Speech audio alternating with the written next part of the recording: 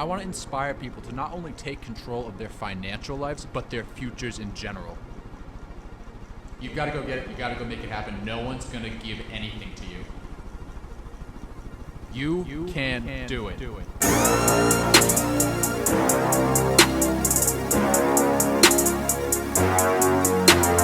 3, 2, 1. Thanks, man. Thanks for doing this. I appreciate having me down here and appreciate you getting on the mic with me. Absolutely, dude. Let's deep dive. I'm super happy to see that you recovered from the vid. Yeah, not only did I recover from the vid, I recovered from the first vax, then the vid, then the second vax. See, I haven't had COVID. Mm-hmm. I think I'm kind of in the camp where I think we're all going to end up getting it eventually. How was it? Was it like awful? Like, do you say like, absolutely, I wish I never had it? Obviously, no one wants to get sick, but do you think you fall in the category of, hey, you know, it is what it is, I got by it, or you like stay away from everything?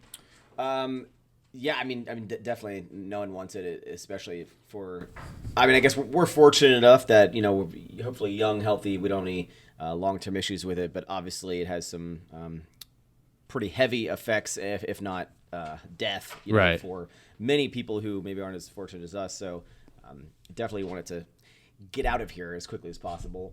But I had thought I had already gotten it at some point because, you know, it's been a year and a half and I've been around a lot of people who have gotten sick, and I was like, hey, I was just around that person. So I just assumed that I had it. Right. And then, you know, I just didn't have any symptoms for it, and I was just like a day walker, right? But then I got hit with it, and it was pretty. I had a bad experience with it, to be honest. It was like a solid like 9-10 days where I was just kind of out of commission, just extremely exhausted, extremely lethargic. Couldn't eat. All I wanted to do was sleep. I just had no kind of like motivation and drive. It's really weird because at first you're like, oh, just get off the couch. Like I wasn't like feverish or sick. Right. So you'd think that I was just like, oh, get up, go to the computer, do some work or something. But it's like, oh my God, it's so much harder. You just couldn't like, you just, I would sleep for 15, 16 hours, right, like a day, like just combined from like the night and the middle of the day. It was bad. And then when I got the second dose of the vax, I guess I got it too soon from when I got COVID. You know, I knew you were supposed to wait, but I had an appointment. So I just went in just to be like, hey, you know, I don't know what to do. Like, yeah, you know, should I wait longer? And they were like, no, you think you're fine. I was like, okay. So, well, why would I second guess them? And then I pretty much had like a COVID experience all over again for that, and the day after. That looks like awful. Like I can only imagine how much you were sweating, especially down here in Houston. Like on top of your body just overheating, on top of just 100-degree weather and 100%. It was bad, man. It was like, you know, you got the cover on, you're sweating, you got the cover off, you're chilly. You go half and half. You think that'd be perfect, and then you're still miserable. So, I guess take this with a grain of salt, but I'm glad that it's over for me. I didn't have a good experience, but I know some people, like one of my employees, Mona, she got it, and the only symptom, or the only thing she had the entire time she was sick was she just lost her smell. Like that's like an obvious one, though. Yeah, but I didn't lose any of that. But she didn't have the tiredness, the cough, the headache, the fatigue, the sweat, like the night sweats. She was just it's couldn't smell. Right. Like, oh. Interesting. Well, I'm glad to see you guys are both feeling better. We're back. Back in business, baby. Yeah. But you recently started, I guess, powerlifting structured again, right? We're trying to get strong. I've been on YouTube for a long, long time, I've always, even before social media, I was very heavily focused into strength training. Right. Because it was more like competition between like my buddies. It was like who can lift more weight. So that's like what really got me into the strength training. Uh-huh. And then I, you know, did some powerlifting meets, and I never considered myself a competitive powerlifter. I was just like someone who likes training powerlifting style who sometimes competes. That was like my definition of myself. But I took a lot of time off. My last competition was right when I left Virginia to move here close to 3 years ago. Wow. And, you know, we had a kind of like a last hoorah, hit like first place, hit PRs on all 3 lifts. It was a whole great thing. And then just life has kind of taken over in the past 3 years. And I've made a lot of life gains, you know, a lot of business ventures and, you know, hiring people and growing my team and making progress there. But I kind of put powerlifting on the kind of the back burner. Right. And was just focusing on like, you know, hey, I'm just going to enjoy my training, lift with my buddies. And, you know, sometimes you have to, it's a give and take, and sometimes it's not the end of the world. And because I don't make my living on how much weight I can lift, it wasn't super detrimental to me. But now I'm ready. I kind of have that itch again to get back to where I was and hopefully surpass it. And I don't know if I've told my social media people yet, but I kind of want to, I'd love to hit PR, do one more competition. And I think after that, I think I'm kind of done with powerlifting. Because I mean, I don't want to be like the old guy, but I'm like, you know, I'm 30, I'm about to be 32 in 2 days. Yeah. And I'm like, because I have so much other things going on and stresses and stuff, like I can't put the same focus into powerlifting that it needs to be to really break these numbers of these high tier numbers that I've hit for myself. Right. You know, once you hit like 650 pound the deadlifts, I know there's people that can lift a lot more than that, but like you hit a wall after that. Like you're not just going to keep, I'm not going to be an all-time elite, you know, powerlifter because I can't put that focus in. So I would love to compete one more time, hit some PRs, love to hit like a 1,500 pound total. And then I think I'm like, then I'm just going to train however I want to. I'm not going to focus on maybe one thing at the time. If I need to take a day off here, I can do that. If my buddies are just want to do biceps, and I don't know. I think I'm more focused on business and stuff. I still love the gym and I love fitness. Right. But I think putting so much emphasis and like my whole life needs to revolve around competing in powerlifting is just kind of, I'm kind of over it. At a certain point, your body is going to start to fight back. And this is what Nick and I were talking about. And he's like, once he said my body's going to start fighting back at some point, then, you know, that's going to be it. And that's ultimately why I think he decided to walk away from it. It is. I mean, and I think people who are younger won't understand this, but as you get older, people hear about it, but like things start hurting a little bit more. You know, your joints hurt. And like once you get to this high tier of lifting a lot of weight, and again, it's all relative to someone's, you know, size. You know, maybe what's heavy for me is not heavy for someone who's 200 some pounds. But it's just like it's gonna start taking a toll on my body, my joints, and I'm just after 32. I don't think I should continually. I don't think I need to have 500 pounds on my back that many more times in my mid 30s. Like I've hit it. I've hit milestones. I'm proud of what I did. And I hopefully motivated a lot of people to get into powerlifting, and that's super cool. But being a world-class ranked powerlifter has zero interest to me. What's your best pull? 650? Yeah, my best lifts, 650 on the deadlift. I guess like 630 in competition, but 650 was like in the gym afterwards. 501 squat in competition, and a 315 bench in competition, which the 315 bench was a long journey. It was a long, most people who can like squat over 500, or I say 501, and then deadlift, you would think my bench would be a little bit better, but no, not even close. It's just such a struggle for me. Such a struggle. Some people just have it, you know? But yeah. Anyway, let's kind of move into like the business side of things. So we'll kind of go like YouTube. We'll touch on Everforward a little bit, Sour Strips, which I'm really excited to talk about, and then kind of wrap up with a couple of miscellaneous questions I have for you. Whatever you want, dude. So starting off with YouTube, where would you be without YouTube? Like, what would you be doing today? I don't know if you'd be sitting here talking to me. Yeah, I don't think you'd want to be talking to me. You'd be like, what is this desk job? I don't care about this guy. I mean, before I started social media and YouTube, I got into IT staffing, technical recruiting, kind of like, you know, headhunting, hire people for other jobs. It's actually what my mom has been doing for like over 20 years. So I just kind of fell into that kind of world. Really good job. Got it out of college, and it was really right when I started my full-time job was right. It all kind of worked out that when I got into the real world of corporate, that's the exact time that I got into social media. That's right around where I met Nick Wright. And I'm assuming I would just keep doing that. But you know, it's like hard to answer that question. Yeah, it's impossible. So much time is going I barely, by. I can never even answer the like, where do you see yourself in 5 years? I'm like, I don't know. Hopefully doing a little better. But it's like, what are we doing? I don't know. I mean, social media has changed my world. Picking up that camera has changed my world. And it's a Twilight episode if I've had to go back and be like, you never met Nick, or you never decided to like try on YouTube. There's so many what ifs that are thrown in there. It's like incredible. I like to think that one of my buddies, his name's Rob Lipset.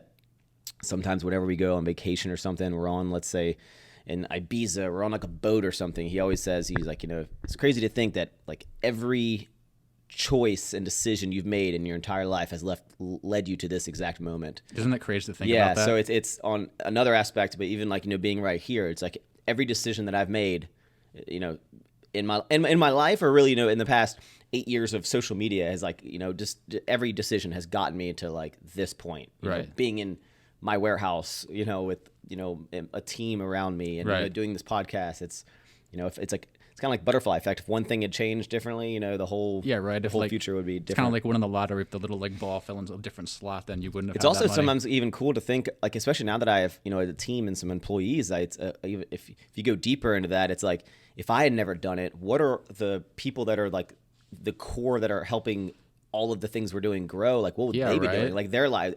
It's just interesting how it has this like chain of reactions of, because I did this, now these people are working with me for the past, Mona, for example, has been with me for like 4 years. Right. It's like, I wonder what Mona would be doing for like the last 4 years if like, she had never met me, or if I'd never, it's wild to think. So it's cool. I'm glad where I'm at. I'm glad that I have the people around me that are, helping me, and we'll see what the future holds for us. Now, before Sour Strips, before Ever Forward, there was just YouTube. Now, the golden years. The golden years, yeah. Before the golden doodles. Yeah. But was there like a moment, or was there a video that popped off where you really looked like at your analytics, you really looked at yourself in the mirror and you're like, I can do this. Like, I can really make something of myself by keep posting content online? I had this conversation with someone recently. I think the difference between now and when I started and was really coming up is that I was doing social media. People, like a lot of the people that were around me or that were, in the fitness community, people were just doing it because it was fun. Like, it wasn't, there was a couple of people that were making some money from it, but it was just like a hobby. You didn't do it because you're like, I can't wait till I hit this certain point so then I can turn it into full time. Whereas now people are, whether you starting a podcast, starting a YouTube channel, starting to post on Instagram, showing your workouts, right? You get to a certain point, like, okay, now I can start selling something. Now I can, like, I'm an influencer. It's like it was a different like era back then. It wasn't the same. I don't think people had the same mindset of like you had to hit a certain point. It was just like, hey, I'm just doing my thing. Like, I'm just doing it, and because you had no expectations of what. You had no expectations, like there's no letdown, because you were just like, I just keep making videos. I just keep making videos. Right. And there's a point when I was about 3 years into, I guess it was 2 years into my corporate world, which I was like, man, I really want to do this social media thing full time, but I was really super, I was nervous, and definitely it was like a financial thing, and it was still very not the norm to go do this social media thing full time, even back in 2016 when I quit. But I knew that it was when I started. I guess my realization was when I started realizing that I couldn't travel. Back then, collabs were a lot bigger of a thing than they are now. Right. Really, especially in the fitness community. It's just as weird as it is, it's like not as common. They don't do as much anymore. Right. But back then, it's like you'd always collab. You want to be traveling all the time and filming with these people and filming with these videos.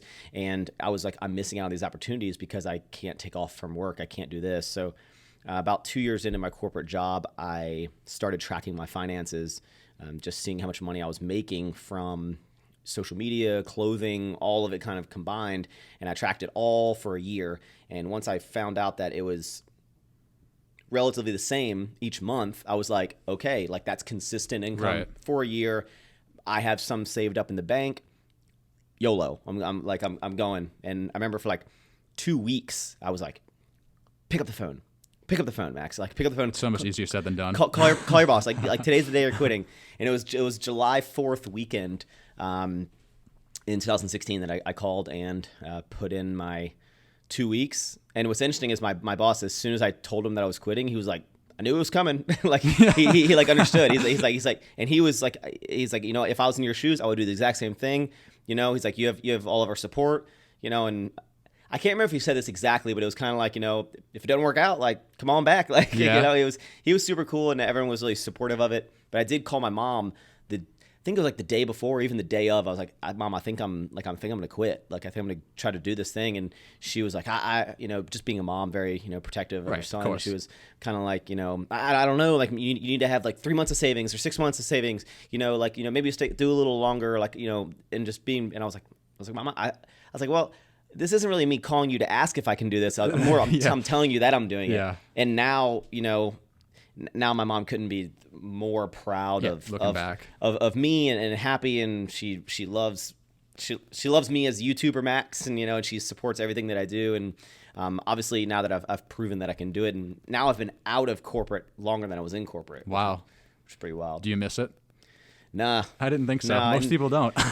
And what I try to do is, because I've been in corporate and I've been in those cubicle and been in that environment, now that I have like employees and a team, luckily I'm able to like remember the things that I liked and didn't like about it, and be like, I want to make sure that this never gets to that. No matter how big we get, I want to make sure that we, I don't get to the point where people are starting to feel like they're in that kind of corporate like lockdown that I was in. Right. Because that's important to me.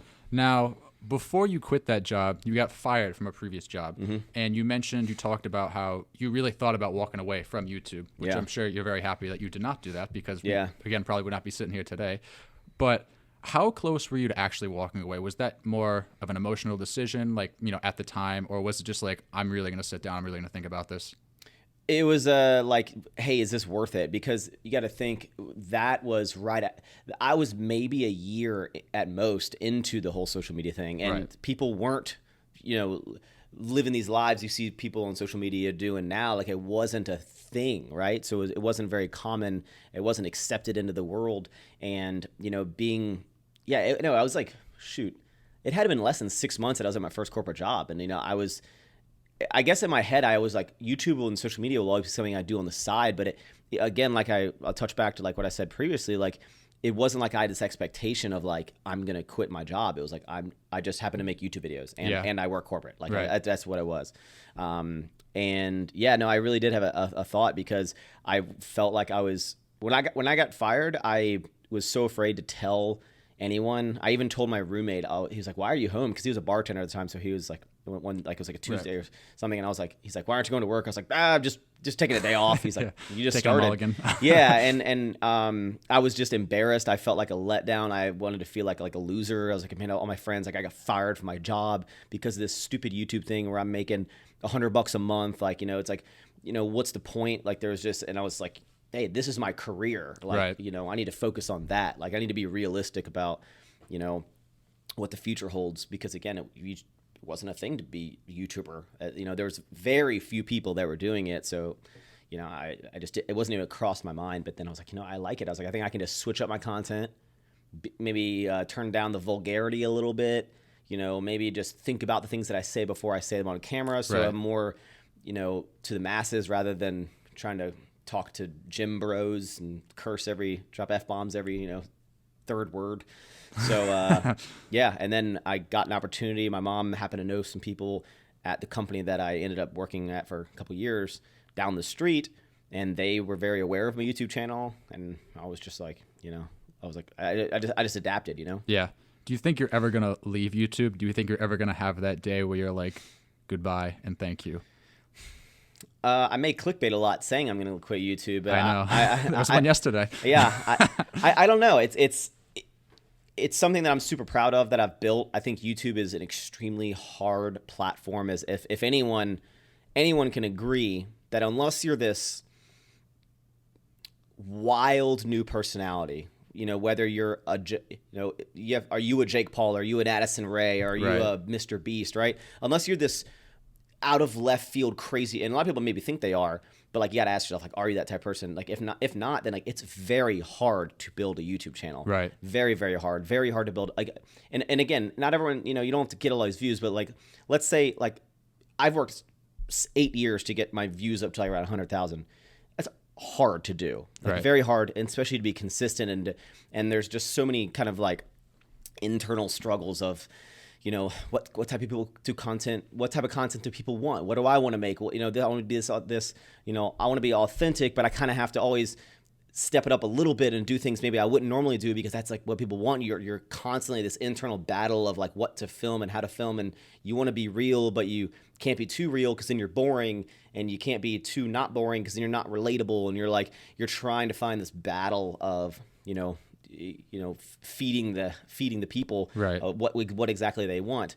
But I don't know. I think I've joked about this and said that I think I have a solid I don't know when I said this, but I was like, I think I have like 5 more years. Right. So not in the immediate future by any means. No, and I've always said, like, I think I'll make videos until people don't want to watch them anymore. But what's wild is once you kind of develop an audience, it may not be the same amount of people you're watching now, but like no matter when I put out a video, there's going to be some sort of people that still watch that content. Right. Like forever. Right. You know, forever.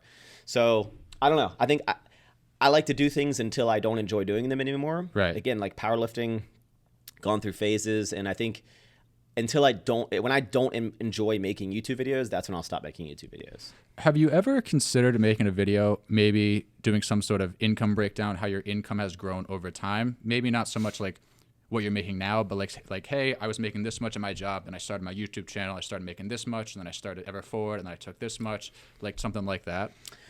I've done that a little bit. I've talked about, I think I related it to like donuts and said that my rent is 3 donuts and I make 7 donuts, and I was like, you can correlate whatever that means. I've done that with like pizza. I try to get like a little quirky with it. Right. Yes, I would. People want to know, I think, about finances. But sometimes, again, it's dancing that line of telling people too much, not telling people enough. Right. It's sometimes if you don't tell a lot, it's maybe you're like, hey, I don't want to come off whether I'm making this much, but then people think you're like hiding or something, and you always worry of like, hey, if people can clearly see you're being more successful throughout your life, but is it like, hey, if people know how successful I am, will people stop supporting me because they only wanted to see me, come up, and now that I've kind of made it, now they're like, he's not relatable anymore. Right. And you I like to think that I'm very transparent with it, but whether I'm making $100 a year, $1 million a year, more than that, it's like I don't want people's perception of me to change. Makes sense. But that's why I try to show people, like I try to show people clearly I'm doing better than I was. Right. And I try not to flaunt, and some people may still think that maybe I do. I try to not. I think the fitness industry is one of the most interesting things, because when you start maybe buying something nice or something, you get a lot more criticism than if you look at these channels like let's say like an Ace Family or something that are these huge, family vloggers. You see a lot of them, and they have Lambos and $15 million homes and are riding jet skis in their pools and stuff like that. But people are like, yeah.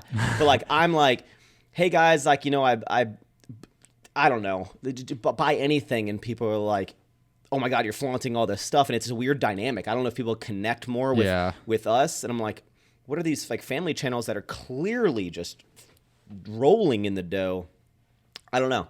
Again, it's finding that balance of being transparent, not being too transparent, not being transparent enough. I don't know. Right. All right, let's talk about Everforward. So Sour Strips has kind of gotten to the point where it's bigger than you as a person. Like there's like 50% of people or something like that have no idea who you are. Do you think Everforward has that same potential at all? I think that was always the goal, but now I don't think it can, because I probably won't let it. Right. The amount of work it takes, clothing is clothing is such a difficult thing to build, and to truly take it to where it's way bigger than you. Right. There's a difference of like, okay, there's some people that are like, wearing it that maybe don't know who you are. But like, with Sour Strips, like there's tons of people eating the candy, no idea who I am. Right. It's not just like a small percentage, right? With the clothing, I think with how much focus it's not as shifted, but how much attention Sour Strips has forced me to take on a daily basis, weekly basis, monthly basis.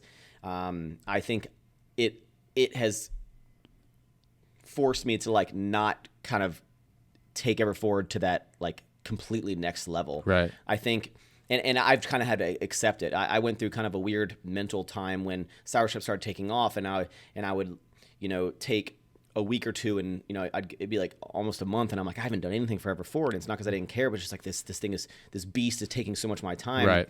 And you start like I've started accepting that I think Everforward will be a brand that people buy to support me. It's also amazing clothing. Hopefully their friends are like, oh, what kind of joggers are those? Oh, it's this brand Everforward. Hopefully it spreads like that. But I think I think I've come to accept that Everforward will be a brand that is tied to me, whereas Sour Strips is something that is tied to me, but is now and has the much more potential to become this thing that's much bigger than myself. Is that why? Was that part of the reason behind the all-female launch recently, to kind of really grow that side of it? Yeah. If you ever start clothing, guy clothing is kind of tricky because it's guys. We don't care. We want like a nice fitting t-shirt or something. And when you start reinventing the wheel and like, here's a t-shirt with like mesh panels and flat lock seams and stuff. And it's a nicer t-shirt, but people don't really care. They're like, I just want a t-shirt. Yeah. Guys, I wear the same black joggers over and over again. I don't need 70 colors of these joggers. With girl clothing, it's actually a lot, I don't want to say easier, but it's you have a lot more creativity with the designs, the patterns, the seams, the how it accentuates the body. It's like you can. There's a lot more details to be tweaked on women's clothing, right. Whereas guys just kind of want the essentials. And you're kind of like, okay, here's a new shirt where the logo's down in the left corner. Now it's in the center of the chest, and now it's on the back. Here's a little bigger, Yeah. Because there's only so much you can do with guy clothing, and right. And as real as it is, like girls are the ones who spend money on clothes. Right. Oh, absolutely. So it's like, that's who I think you need to focus on. And with Everforward, I've always focused on the guys a lot because that's what I know. And then I was like, hey girls, here's a pair of joggers. Here's a t-shirt, and I didn't really kind of like truly put an emphasis on the women's line. It was just like, here's one of the guy shirts in a smaller size, and it's pink, Right. Some girls got mad at me because they said I guess they call it shrinking and pinking, like taking a guy item, shrinking it, to a smaller size. But I really want to build the trust with women's apparel. I think, again, it's more of like tied to me. You're like, hey, if you watch me and you buy athletic clothing, you really enjoy my videos, why not? You're supporting me, and I promise, like, you're gonna love this. Right. Like, you're gonna love the way you look. You're gonna love the way you feel, and it's like you're supporting me. So that's where I'm trying to build that, and then hopefully it kind of continues and scales on. But it's a difficult one because gaining girls' trust in the clothing world is a tough one because there's so many brands you're competing with, and it's is it the price? Is it the fit? There's a lot that goes into it. I tell a lot of people, I tell people to stay away from clothing. It's such a beast. Seems like a headache. It's really, really fun until you get to where you think you want to be. And when you get to where you think you want to be, it becomes this monster that it requires so much capital, so much inventory. You get yelled at for not having enough. It's interesting. You're like, hey, I've never launched this item before. It's a complete new item. I don't know how it's going to sell. I'm going to maybe put 500 of them out. Imagine it sells out like that. Now everyone's mad at you because you didn't have enough. You're like, I didn't know. Right. Or you launch 500 of it. You have no idea. You don't sell very many of them at all. It's like you have no idea. You have to have all these different SKUs. You need to have it's a lot of capital. And the bigger and bigger you scale, you have to be thinking 6 months out, a year out. And no matter how big a company is, no matter whatever clothing brand is your favorite in the fitness world, YouTubers world, just know that every single launch that they have, there is like a problem. Like there's an issue from the manufacturing side that there's headaches that every single time, no matter how big and how perfect people's like launches, there's something that wasn't exactly how it should have been. The sizing wasn't exactly how it should have been. And it's so much stuff that's like so frustrating. It's out of your control. And it's like you get an item from a manufacturer. You're like, I approve this, make this exactly like this. And then you get the bulk of thousands of them and it's different. And you're like, why? You're like, I approve this. And then you just smash your head against a wall. Cause like it's a very frustrating business. And like I said, it's super capital intensive, like very, very. Now, how long does it take for you to say, all right, I have an idea. I want this t-shirt to be made. I want these pants to be made. How long does it take and how much, I guess, effort and time goes into from the idea to the point where me as a consumer, I can go online and buy that? It depends how far along you are or how good you are at correlate, or how from taking an idea, putting it into what they call like a tech flat or like a design, right? And then you send it to manufacturer, and then how good is that manufacturer going to make it as to what your vision was in this like tech flat of this Gotcha. this thing. And then it's, stress testing it. And then it's like, okay, I want to tweak this sizing. Each time from when you send a design to a manufacturer, you're probably looking at 2 to 3 weeks before you get a sample. And it's never like this, but in a perfect world, let's say that sample is like the perfect, right? You're like, yep, you nailed the color, you nailed the fit, all the accessories, the zippers, they're all high quality. Like, we got it, nailed it, okay? Then you're looking at, so that was 2 weeks. Then you're looking at another probably 3 to 4 weeks to produce it. So you're already at, 6 weeks? And that's assuming you get the first sample perfect, which never happens. Has it ever happened? Ever? Only if you do like a t-shirt where you're just like put this logo on the t-shirt and like change this seam. But if you when you start getting into technical things like how a seam is going to look, or like a jacket that has details, that's when it gets really, really tricky. Or again, the fit. But let's say you're at 6 weeks. Then air shipping, let's say that takes about a week to get to you, but air shipping is going to cost about 40 to 60% more than if you put it on a boat. So you want to put it on a boat, the boat is going to take up to a month. So you're looking at 10 weeks? Yeah. 10 weeks in a perfect world.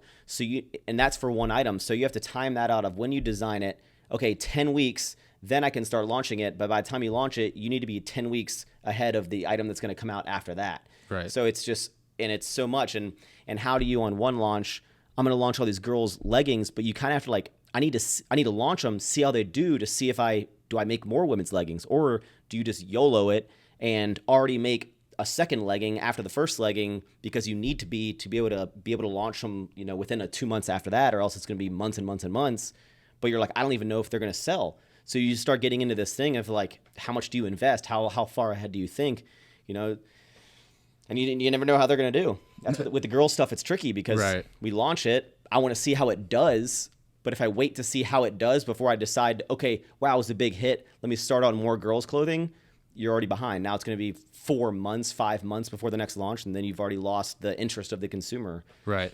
Now, I remember seeing a video from David about how him and Julia were doing an Edge launch, and half of their inventory like just disappeared. It got delivered to the wrong place. Have you ever had an issue like that where you're just like literally ready to do a backflip into a fire pit? Like you're so frustrated with it. It's headache after headache. Whether you get something and it's not the right sizing, the coloring isn't the same, they use the wrong buttons that you told them to use the certain right buttons.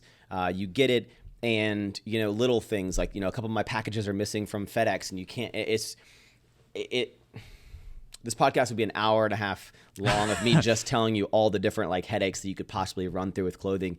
And it's easy to like scare people away, but life was easy when you're just like, that's why I tell people to just go into screen printing or something to start, because it's like, take a logo, put it on a t-shirt, who cares if it's not cut and sew, the perfect measurement to fit you. It's like, get the brand out there and then just slowly start doing it. But I don't know. Again, when I started clothing, there wasn't 800 different Instagram or YouTuber clothing brands. Yeah. I was one of the first, and not in like a cocky way, but like I was one of the first people to kind of make a brand that wasn't Max Fitness. I did like deadlift bra and stuff, but I was like, I want to make a brand that's different. I want to make like kind of like, how like Gymshark had made something like beyond them. So nowadays, anyone who has a following creates some random fitness brand, right? At a thin air. When I did it, there wasn't that many people. It was more just like, like Christian had like, I guess he maybe started Athlete at the time, but it was like CG Fitness, and people would be like, just kind of like their name and fitness, and so it's evolved, and now people's quality standards are like a lot higher as well. Right. When people get clothing, they expect it to be Lululemon, and if it's not Lululemon on your first ever legging that comes out, you're garbage, you're trash, and you're like, okay, I'm trying. And you did all of Everforward by yourself for quite a while, right? Probably the first 3 years. At what point did you say, Mona, get in the back of the car, I need some help? It was more just help with, she just kind of happened to be at the gym. She was a buddy of one of the partners of my gym that I was part owner of. And she just kind of happened to be there. Right. And I was like, hey, I need some help packing orders. You want to help? And it just started as that. And then I was like, hey, when I start talking to manufacturers, I'll still do everything, Mona, but I just want you to look at the chat log of everything that I say, and you make make all the notes, you Right. know, or like, hey, I'll tell you all these ideas, you make notes. So then when I tell the manufacturer, I have more concise points to hit to. And whenever I hire employees, a lot of times I go through these phases where I'm like, I don't know what they're going to do all day. Like I can do that one task. It would be nice to have someone to help do this one thing that I need help with, but that's not a full week's worth of work, Yeah, right? you can't hire someone for just that. Yeah, exactly. But it's as weird as it sounds, it's this weird thing where like it just works out. Like you just more work starts accumulating. You know, a lot. You know, I've 5 full-time employees, and at first I'd be like, no, that's not 40 hours a week worth of like work I need them to do. But it's just like you just start finding things for them to do, and it works. And now it's like, thank God I did it back then. And you want to get people in on the ground floor, and it's that constant battle of getting people in too early, getting people in too late, because now you got to catch them up to speed even faster. Right. All right, let's move on to sour strips here, because I think that's what a lot of people are really going to be interested in. Everyone always wants to. Everyone always wants to hear about. So you said in the video that in 2020 you did over $4 million in top line. You said you wanted to do $10 million this year. First off, when you picked up a camera, did you ever think you'd be running a business that was going to bring in 8 figures in top line?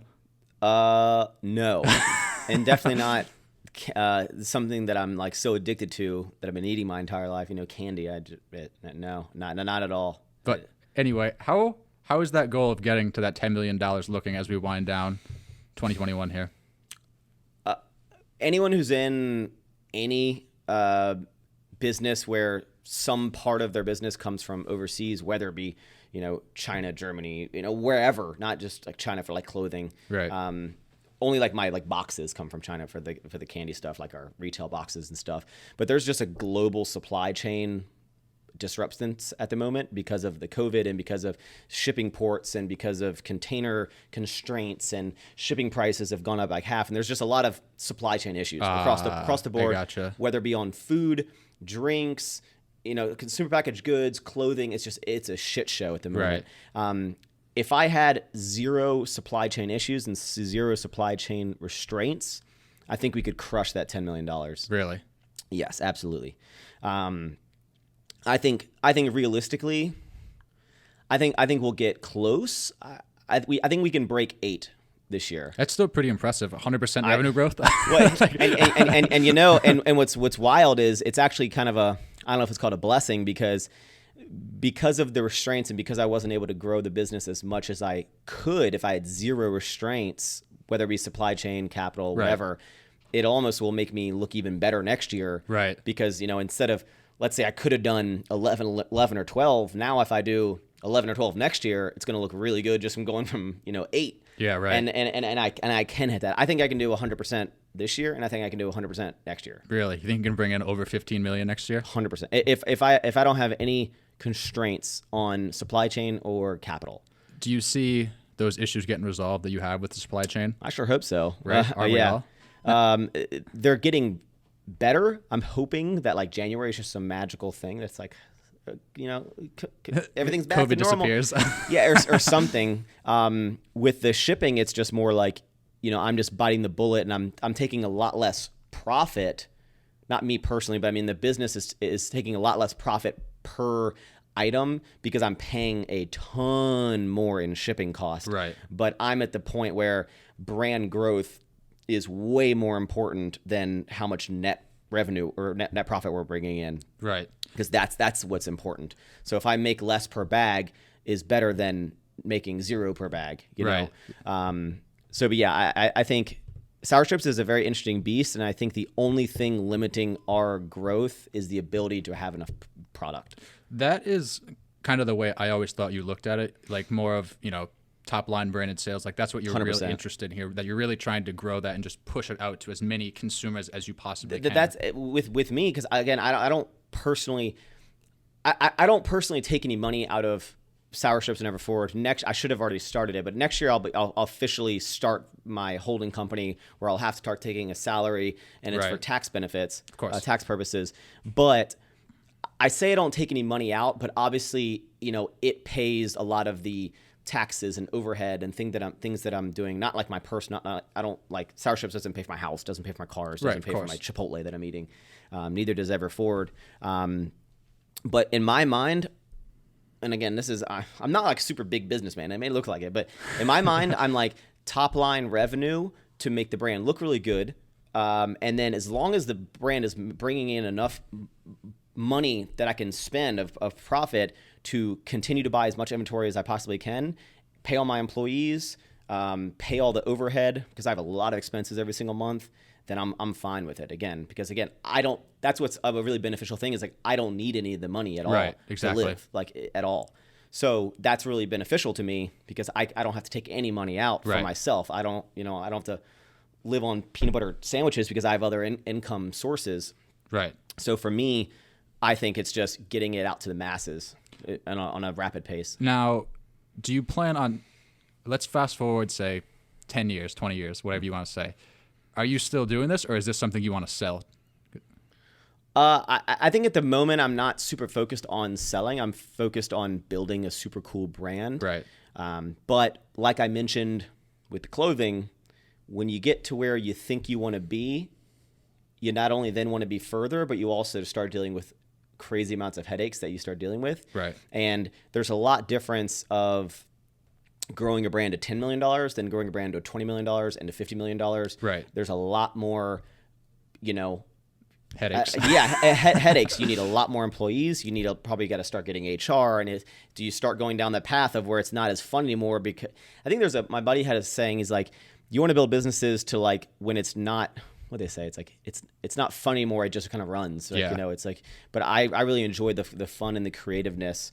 I've had some talks with some really high M&A people at some multi-billion-dollar conglomerate companies that have been talked about sour strips. And it's super cool that we're on the radar of some of these huge companies that know who we are. And, you can see the data of the things that we're doing. But at this moment, I'm not building it to sell it. But I think there's a point when another company's resources might be beneficial to help us. Right. Because there's at a certain point, I don't know. I don't know. It's interesting. Now, you mentioned you did a podcast. And by the way, if in 10 or 20 years, you did mention 10, 20 years, if we stay on any sort of growth pattern that we're on for 10 years, I mean, I need a 700,000 warehouse square foot warehouse at that point. I mean, every warehouse in this lot. This one. 10 years on any sort of growth pattern we're on. I mean, you're looking at a company that's, I don't know if I can be making YouTube videos if I'm trying to run that. You got that right. Yeah. Now, you did a podcast with Aaron from Alpha M, which he's actually had a really unique story because he was on Shark Tank twice. Yep. Like, that's incredible. But anyway, you mentioned eventually you're going to have to limit your growth because of like manufacturing, co-packing, supply chain, realistic reasons. What kind of top line growth would you like to see when you get to that point? Ideally, like 10%, 15, 20. Do you have any idea? No idea. No idea. I'm a very, that's why I'm a very interesting business person because like I always say that people are like, when are you going to go on Shark Tank and stuff? And I was like, man, I would get eaten alive by the business questions of like basic business questions. Right. In my mind, I'm like, I don't know. I try to get a lot of candy in. I try to sell a lot of candy. I try to make cool marketing. Right. Yeah. Everything else bores me. Everything else, all the spreadsheets bore me. I'm just trying to do cool things and have a good time. So I don't know the exact answer to that question. Fair enough. 100% growth every year is what I would like. Imagine that. You're just doing like billions on billions, like a couple of years from now. That'd be cool, man. But there's the thing with, you got to think, man, like we're in less than 3,000 stores. Yeah. I have single distributors that have access to 5,000 stores within 3 states. Like, right. I mean, the amount of stores that we still have not touched, there's, tons. Tens of thousands. Tons. Yeah. Yeah. I mean, I haven't even begun to scratch the surface on the amount. You ever go into like a rinky-dink gas station in the middle of nowhere where you're kind of like, I don't feel like even safe at this gas station. Right. For example, you'll notice they still sell a Snickers bar there. Yeah. Again, whereas like, I'm like, hey, I want to focus on, not those types of gas stations, but like imagine when you become a brand where you're literally everywhere. Right. You're in that gas station that, you know, has one pump and it's 70 miles to the next gas station. It's in the middle of a cornfield. Like they're still selling a Snickers bar there. Right. I'm trying to, of like how like the brand's so big that it's everywhere. Exactly. Imagine if we got to the point where we're like in everywhere. Yeah, that would be incredible. We need a lot more candy if we're going to try to do that. Now, what type of valuation would you slap on Sour Strips right now? Let's see. You know, I've heard a lot of, you know, I watch a lot of Shark Tank, seen it multiple times through. And I think there's a lot of, you know, do you do a multiple of gross revenue? But then for me, you know, with food being a commodity, right? It all comes down to the brand. You add the power of the brand, and I think that's the real power of Sour Strips. Right. Amazing product, but it's the full package, right? Right. I don't know. I guess in terms of a multiple, and again, that could be like Maxx, you're an idiot, but I almost would think anywhere from a 5 to a 10 multiple of gross revenue. Right. Because of, if not more, because of just because of how much growth potential there is that we haven't even tapped into, that if we had unlimited resources on how I could flip a switch tomorrow if I had unlimited resources and double the revenue of Sour Strips. Right. 100%. That's the thing which I don't think a lot of people understand. Like with a company like this that's growing so fast, essentially you would have to pay a premium for it at the end of the day. But you have 5 full-time employees. You don't have any investors, right? No. You're in 80% of targets, high 70s?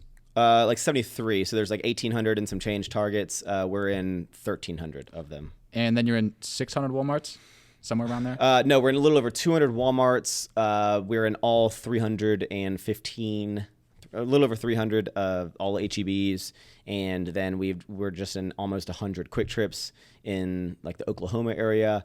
Collectively, we're in we're in a little under 3,000 locations, which has doubled since last year. Gotcha. And at what point does something give? At what point do you say, I just need to hire a bunch more people? Or at what point do you say, I'm willing to take on some investors? The thing with Sour Strips is like, again, it's a very interesting beast because of how much growth it's had and how I think our strategic marketing kind of like big brain kind of play has played out for us.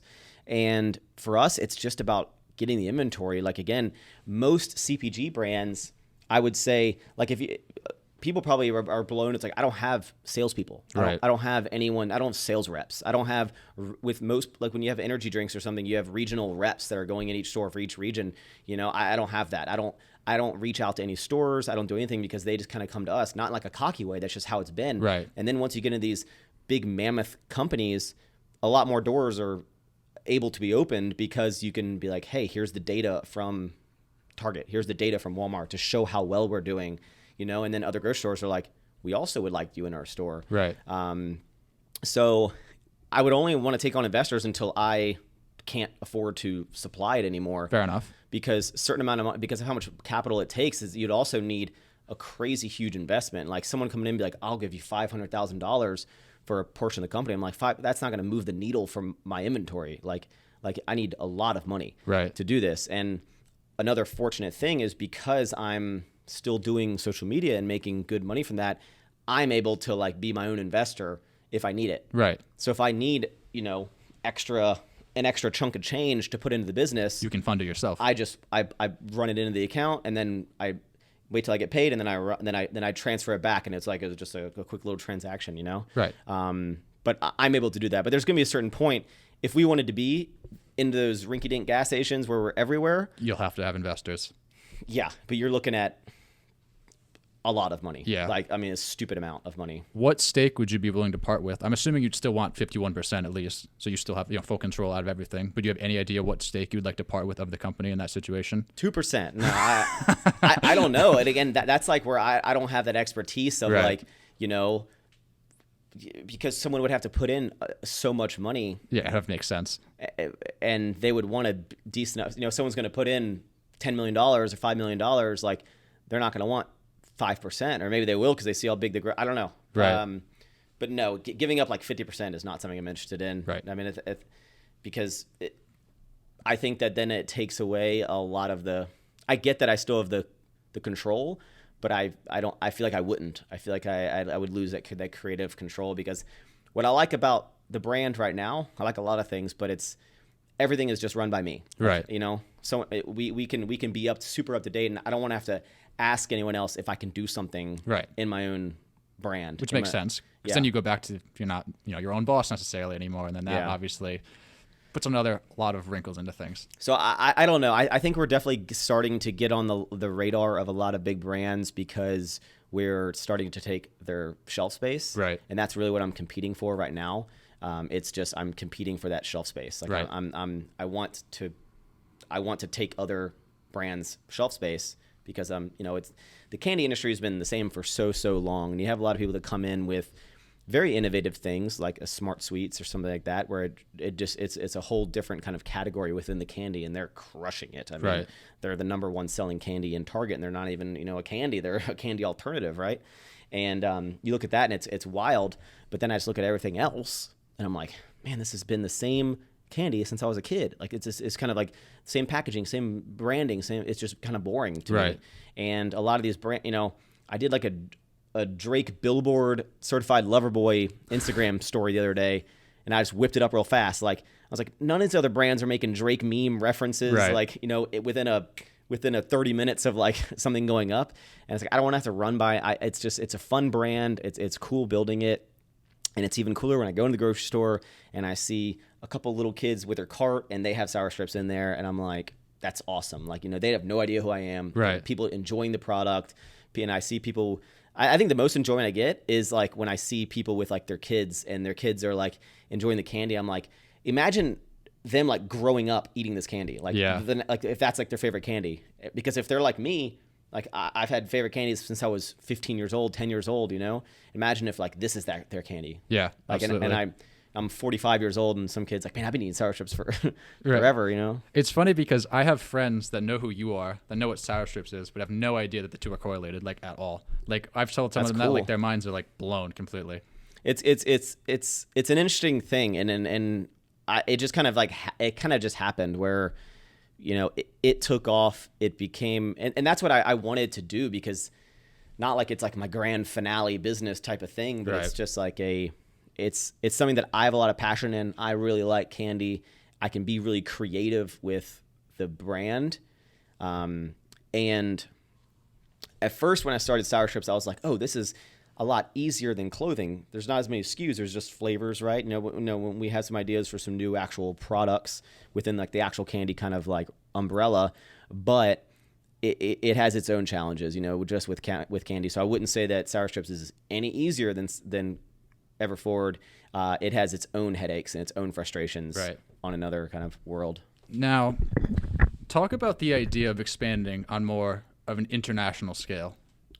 We're already doing it. I mean, we are in. Well, I'm going to say this and then I'll take a step back. We're in the United Kingdom, Malaysia, Guam, Ireland, Iceland, the UAE. Is Dubai in the UAE? We're in like Qatar. I mean, we're in all these places. Mm-hmm. We're overseas. We are international, but right now, I'm not able to I'm getting yelled at by all of them because I can't supply them. Each one, we want to expand in Australia. Right. Australia, our distributor there wants to order 10 pallets, which is you're looking at almost 10,000 bags for an initial order, and I can't supply. I've had to cut off all international for the past couple of months, not because I don't want to supply international.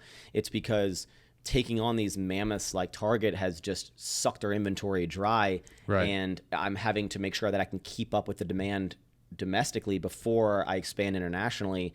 And I can't just be like, okay, Iceland, here's some, because then Dubai is going to be like, hey, why didn't you give me any product? So that's where it's starting to make me realize I'm like, I need a lot more product. I need a lot more packaging. I need a lot more money to continue to grow it. But yeah, I mean, international is something that, again, if I had unlimited resources at the moment, flip of a switch, and I could probably add 30 to 40% top line just overseas. Right. And it's that's what's even crazier. I get people tagging me in Qatar. They're like, what the fuck, sour strips? Like in Iceland and Reykjavik and these big grocery stores, like there's the sour strips display. Right, yeah. And it's wild. Like, you think the people shopping in the Icelandic people shopping in Reykjavik like know who I am? Like, it's probably like, not. But they're just like, hey, look at this candy. You know, that's what's crazy. Like, that's what's wild. Yeah.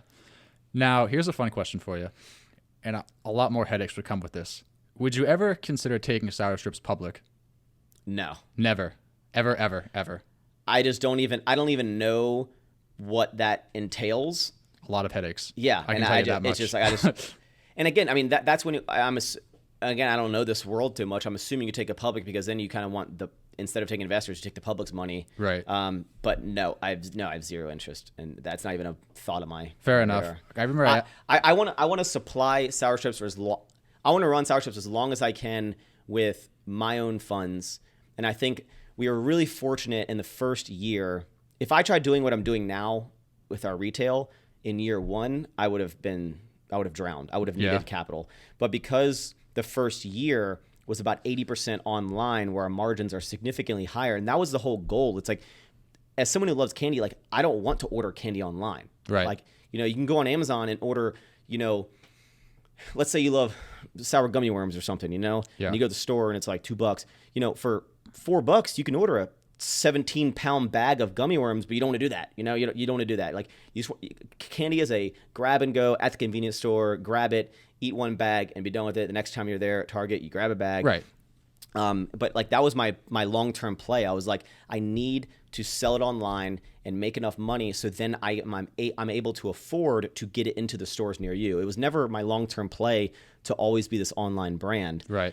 It was the goal was to build it big enough, fast enough that we could get it into the stores near you where you wouldn't need to buy it online anymore. So because 80% of our revenue last year came from online, maybe like 70, 80% came from online sales, where we have a significantly higher margin, I'm able to afford all this retail because, like, again, with some of these retailers, they're ordering tens of thousands of bags a week, but you're not getting paid for 45 days. Right. And that's business days. Yeah. Like, I mean, you're talking about months before you're getting paid.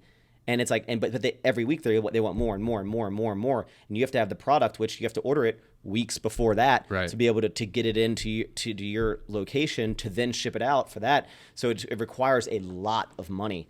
And as long as I can continue to float it, and I think at whatever point I can't float it, where I'm not going to like pull my investments out to like float sour strips. Probably at that point I'd be like, that's kind of dumb.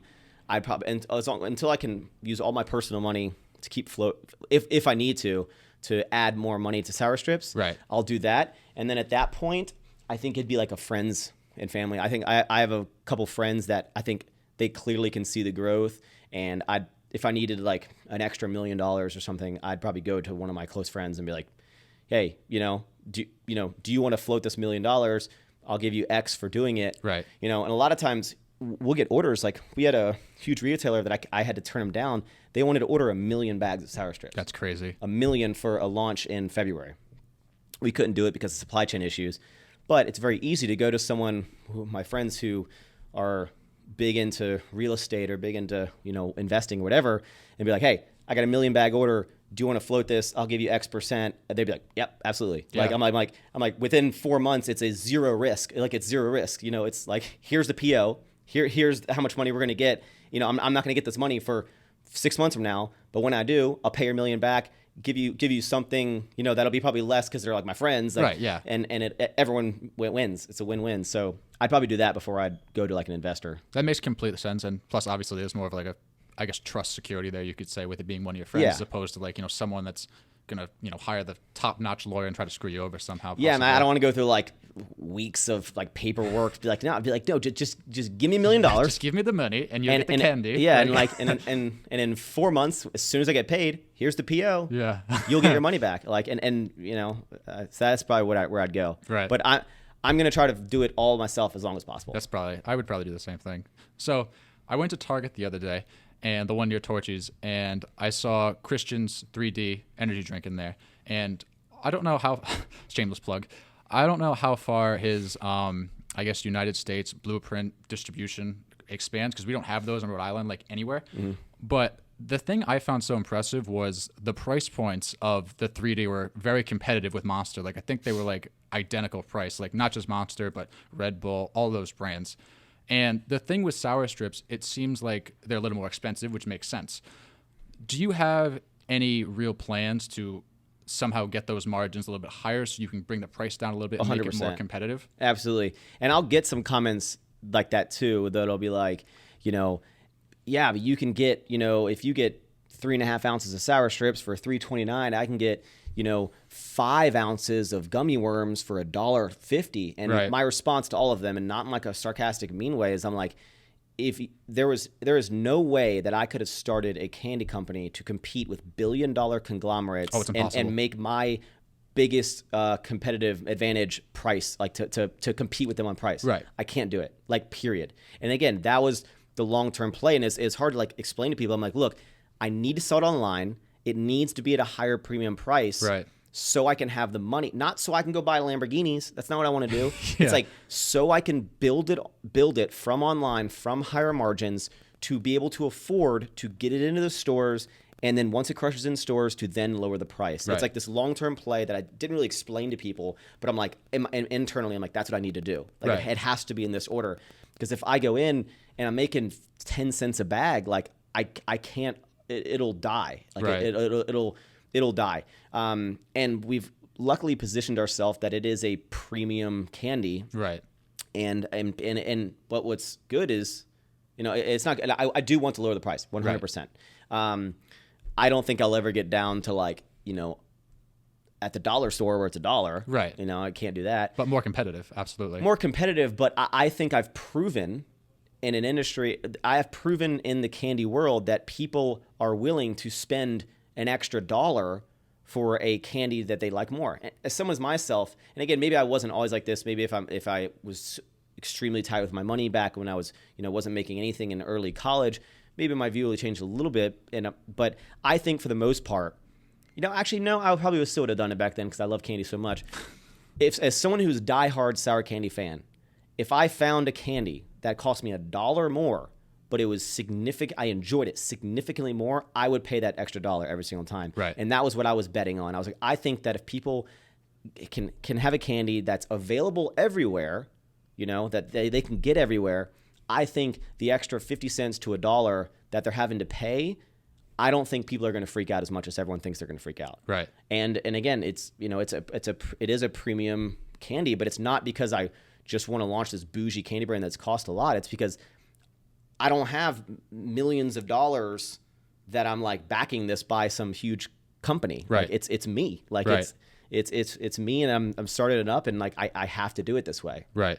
So yeah, that was a long answer, but yes, I do want to lower the price to be a little bit more competitive. Right, of course. But I think I've also proven that we can be a little bit more expensive and beat, and we can even sell more than the companies that are selling it for less, because I think I've proven that people are willing to spend a little bit extra to have this specific type of candy. Right, because I feel like some people are going to be like that, and some people are just, they're like, I don't care, it's an extra $1, like who cares, I'm just going to buy it. And then there's going to be people that want to support you and just support the brand in general. But unfortunately, might be like a percentage of people out there that are like, that $1's too much, like I'm not going to spend it. And I do agree, but I think if it's kind of like, I don't know if you're on Shark Tank or something, I think it's, if you can prove it in the market, it proves it as merit. You know? Absolutely. I proved that an online candy brand can be super successful, because that wouldn't be normal thing to do. And then I proved that if you price it a premium, again, this is a short, medium term thing that I'm trying to do, so I can have the money, because at some point the retailers are going to want to lower the price. Right. Like that's just I know I'm going to get an email one day that's going to be like, we want to lower it, so we want to lower costs from our end. Right. But I'm like, I need the money so I can continue to get it into more places, But I think I've proven that there can be a premium candy, right? Like a premium candy that isn't a healthy alternative where like you understand why it's a little bit more expensive or something. I'm like, this is just it's premium candy. Right. And the thing about 3D, another thing I noticed when I was in Target, and obviously 3D's been around longer than Sour Strips has, but 3D is not just in like the back of the store. 3D is also like when the aisles when you check out, like in those things. Like literally the other day, I bought one because it was right there in front of me. What has to happen for Sour Strips to kind of get into those like self-checkout aisles? You don't even want to know, man. So the thing with retail, again, this is why, everyone that spends the extra 50 cents per bag, like you're helping pay for these Right. things and in like a nice way. So just an example, I won't say the retailer, but let's say one of our larger retailers. Okay. If we want to be in the checkout aisle, okay, you basically are paying all these brands you see. Whenever next time you go to the checkout aisle, look at like Snickers or whatever, everyone's paying to be there. Right. They're paying, I think, a little over $1 per linear inch of their packaging per aisle per store. Wow. We have a 4-inch wide bag. Yeah. So you're saying just for one, let's say 2 SKUs. Let's say I have to pay $8. It's a one-time fee, but let's say it was $8 to have 2 SKUs in one checkout aisle times 10 checkout aisles times 1,000 stores. Yeah. That's so much money. That is a lot of money. That's so much money. And you're like, hopefully the long term pays off. But again, luckily with the brand is I've created this because of how powerful the social is. I'm like, I don't think using the capital to pay for that is the best use of my cash flow. Right. I think that because the brand's so popping and people know about it, they're willing to go to the candy aisle to go get it. Right. Are we losing some customers because maybe people didn't go to the candy aisle who love candy, who just want to see it at the end? Yes. But hopefully the brand, my goal is the brand gets big enough that the stores are like, we want you at the front of the store. Right. We're willing to work with you. We'll split it with you. We'll give you it for free, or something like that. And there's been a lot of great retailers we work with where they are giving us end caps, where they're giving us floor displays because they're like, hey, it's selling really, really good where it is. Wow, we put up this little display. It's selling really, really good, and like the stores want to make money, Right. So if I'm like, hey, I can't swing this like $100,000 fee I have to pay to put it in this place you want to, and if they're like, you know what, we'll give it to you. We'll give it to you because we know that we're going to make it up or something. It's just the biggest struggle that I've learned with, especially with Sour Strips, because of how big we've grown, is 2 things: inventory management and cash flow. Right. Cash flow is such a beast of understanding how much do you order? Do you order too much? Do you order too little? Do you try to order more packaging supplies because you're going to get a cheaper rate, but now you got to store all those packaging supplies, and it's a very new thing that I'm learning. Yeah. Is understanding where to spend my money, how much to spend my money. Where do I try to save money by ordering more of something, but did I order way too much and now I got to spend more money to store all the stuff that I bought. Right. I bought 8,000 floor displays because they're so popping and I got a great deal, but now I got 8,000 floor displays when maybe it would have been smarter because I kept buying like 500 at a time and we were blowing through them. And I was like, maybe it would have been smarter. You figure out how long it takes to come in, and maybe you're saving a couple bucks, but you just have this revolving door of packages coming in rather than now I got to spend $3,000 on racks to store these 8,000 floor displays or get these shipping containers outside. But it's something you don't have the answers, and it's a learning experience, and sometimes it costs you. And gotta play the game though. Cash flow is a big bitch. Right. All right. A couple more questions about Sour Strips, and I got one question to leave you with here before I let you go. So, do you have any plans right now to kind of, I guess, sell Sour Strips in bigger, like larger quantities? Because if you look at like Sour Patch Kids, for example, you can get like the smaller boxes that you see in like the checkout aisle, but you can also buy like much bigger like bags in bulk. Do you have any plans to do anything like that? So all the decisions that I make with how we sell the candy is, I don't know if this is good or not, but I like to think it's based on how myself, as one of the most candy connoisseur people I've ever met. Like anyone who's met me since I was a kid, addicted to candy, specifically sour. So I have the mind. That's why it was like really good when I was designing the packaging, because I know what I know what I'm looking for. Right. I know what I'm looking for. I know what the packaging needs to look like. I know what the candy needs to look like in the packaging. I know what the candy needs to feel like, the experience out of it, right? So one thing, again, what we did with our packaging, where normally you get with the big family bags, you're like, oh, resealable. I'm like, well, what if you took the resealable, put it on a normal size packaging? Right. That's one pain point that, I always eat it in one sitting, but now you don't need to eat the whole thing. The thing with the big ones is it's good for certain events, like you go to like a barbecue or something. Right. But 9 times out of 10, people don't end it all. It becomes a messy type of thing. That's true. And I think it's possible. It's not something super in our radar at the exact moment. I think the more individual kind of like serving bags are more appealing. And it maybe it's more of like a Max, it's not about you, it's about the consumer. And I'm like, Snakes and Sparklers are the only ones I like. But it's a Joe Dirt reference, by the way. For me, as someone who's been diehard candy, I've never really bought these like 3-pound bags of something, except for like the one time I go to vacation where I want it and then half the bag's not eaten and it just like gets stale and it gets gross and becomes a bad experience.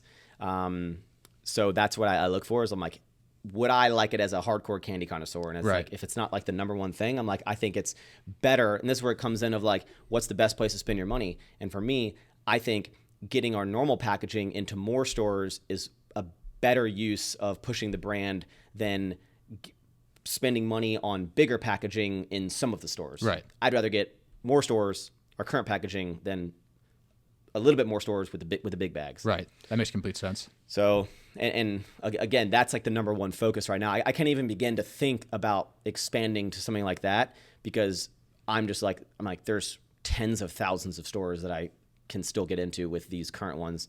Why would I even like waste my thoughts on, like bulk versions of it? Right. It seems like you were saying, like you're basically in the first inning.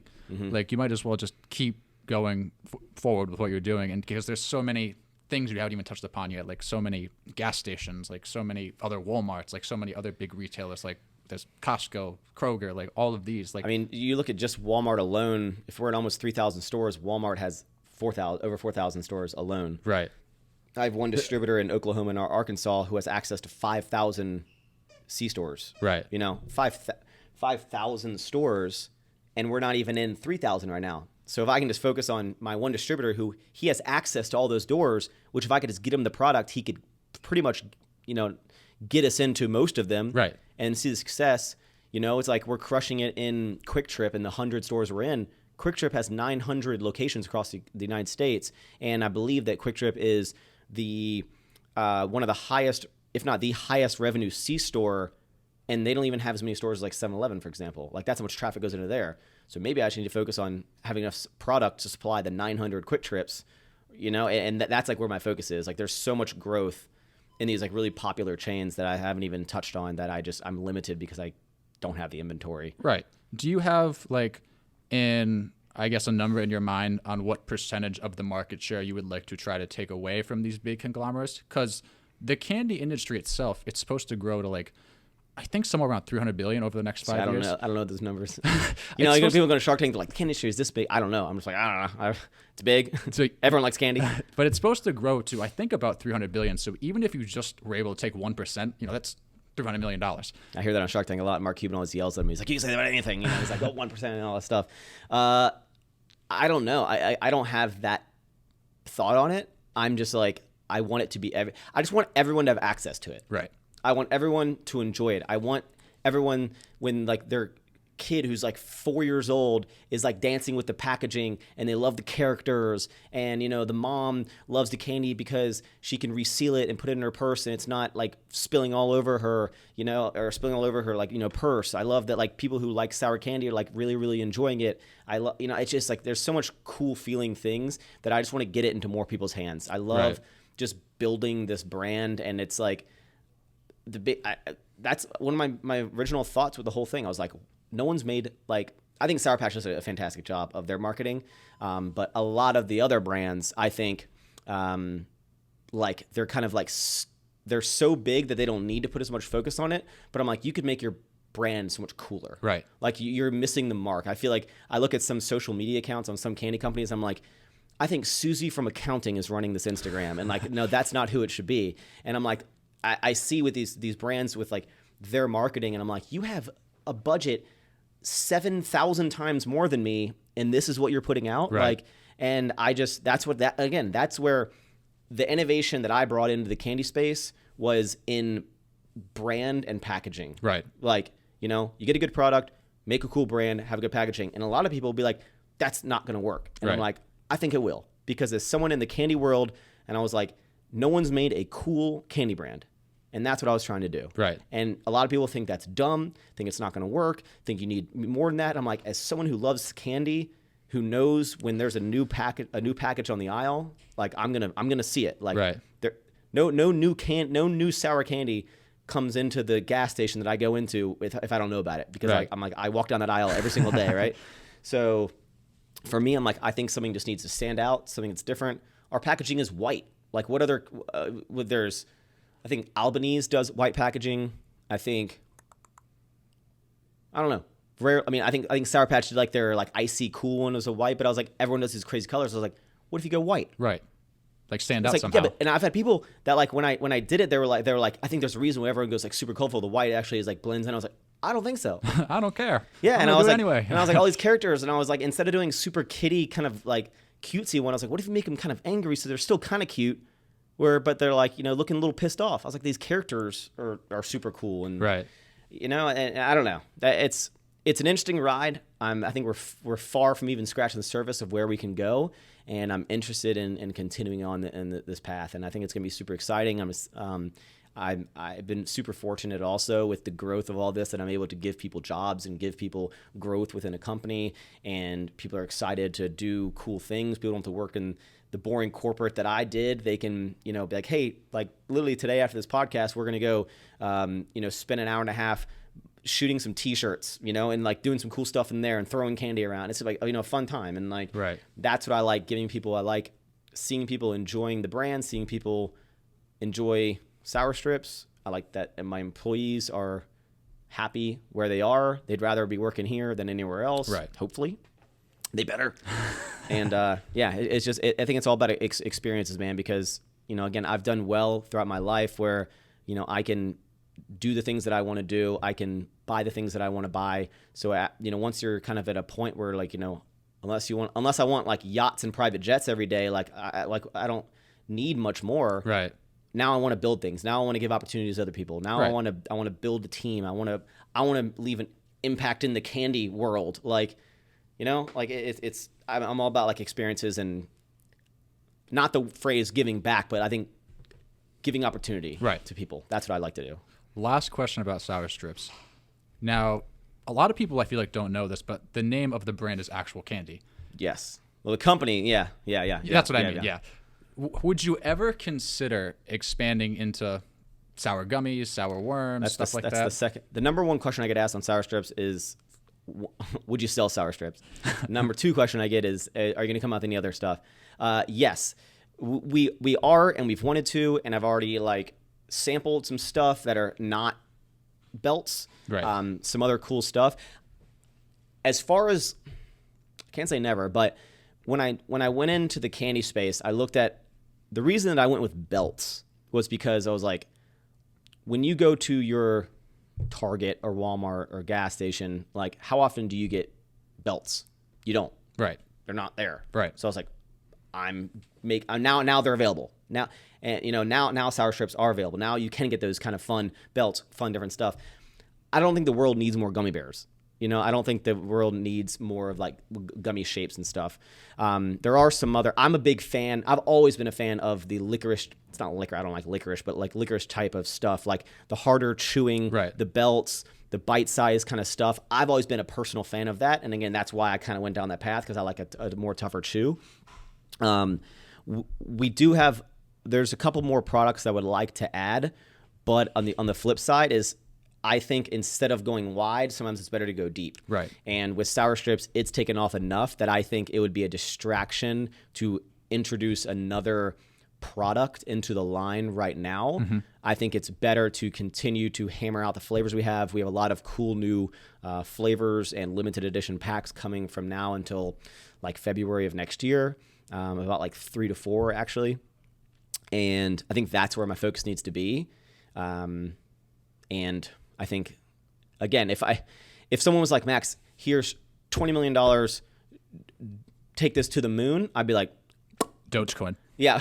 Well, no, then I'd be like, new product line. Let me hire 10 people. Your focus is this. But like with the team that I have and the growth that we're on, I think focusing on just going deep rather than going wide with the brand would be the most beneficial thing. And with Sour Strips taking off so much, it actually would make the most amount of sense to stem off of sour strips into something rather than it trying to like introduce a new actual candy brand. Right. Because yes, actual candy is the name of the company, but now that I've changed the packaging around and changed the kind of designs of where like the actual candy logo is on there, I'd say probably, unless you know me, I'd say 90% of people who don't know me that are eating sour strips have no idea that actual candy is the name of the company. Right. You know, so then they'd just be like, oh, another candy. So if anything, it'd be a sour strips something. It'd be like a chain of sour off of sour strips, because that's where the power is in the brand. Right. Actual candy doesn't have the power. Right. I only called it actual candy because I was like, just in case. Right. I want to make something else. Fair enough. That was why I did it. And I thought it was like a clever name, or at least I thought. It's kind of like a dumb name and a clever name. When people first heard it, they're like, actual candy? I was like, I don't know, I like it. It blows my mind that no one had that domain or anything. Well, I was sitting in my office when I finally, because, you know, I originally had some partners with the idea of creating a candy brand. We hit a lot of roadblocks, talked to a lot of manufacturers, couldn't find anything good. 6 months went by. Idea kind of fizzled out. I was like, I think I can do this. I'm going to pick it back up. I'm just going to do it myself. And then when I found a manufacturer who had an amazing product, and I was like, all right, I've gotten that part of the equation out. Now I was like, now I need it. I didn't have a brand, but I was like, let me worry about finding the candy that I want. Then I'll try to think of the name, because I was like, you know, I'll just think up something. And I was like, God damn, like what am I going to call this thing? And then I was just like, I originally think I was going to call it strips, because I was like, strips candy. But then I was like, oh, they'd be sour like strips. But then I was like, let's just call it that. And it was like that idea popped in my head, and then I don't know if I searched GoDaddy first, and I was just like sourstrips.com, and then it was like, it's available. It said it was a premium domain that they said it was, so it was like $200 rather than like the $2. Right. But yeah, sourstrips available. I was like, oh my gosh, like that's such a simple, cool name. It rolls off the tongue. It's super easy to remember. It's not spelled in any weird way. Right. And then I went to the Instagram, and sour strips wasn't taken. I knew actual candy wasn't good. That was like kind of out of there. But yeah, when sour strips wasn't taken on Instagram and the domain, that's when I was like, that's it. I was like, it's catchy, it's short, it's simple, and again, it is a descriptive name. And there's been some other sour strips out there, but that's why my motto with it was, I was like, everyone's using sour strips to describe their brand's candy of what they're doing. What if sour strips was the brand? Right. What if sour strips was the thing? So now and then in the future, no one even ever wants to call it sour strips anymore. Right. I always say I was trying to take the Kellogg's Frosted Flakes model, where anyone can make a Frosted Flakes because it's literally Frosted Flakes. But if I tell you to go in the store, be like, hey, pick me up some Frosted Flakes, you know I don't mean the store brand. Like, you know I mean Kellogg's Frosted Flakes, right? So I was going with that model. All right, last question for you here. Very open-ended. What is your why? Why do you do everything you do? I know you said you like to build things, but why do you make these quirky videos? Why do you do all of these things? I think I enjoy bringing value to people, and I think for the longest time I didn't know. I thought you had to be motivational, inspirational, and it took me until a couple years ago when I realized that the value that I bring is entertainment to people, and I love entertaining people. My entire life I used to always get detentions and suspensions in elementary school, middle school, high school for being like the class clown, talking during class, and it's because I just loved, I don't know if I loved the attention, I love getting a reaction out of people, but I like entertaining people. I like making people laugh. I like just bringing something that I did to someone else's life that adds any sort of value. Right. So with videos, it's entertainment. If you get something else, if you get inspiration from me, if you get motivation from me by me showing my life, then I think that's awesome. And then with the candy, it's like you're enjoying something candy. Your daughter's really, really happy that she got this candy. You know, it's like that.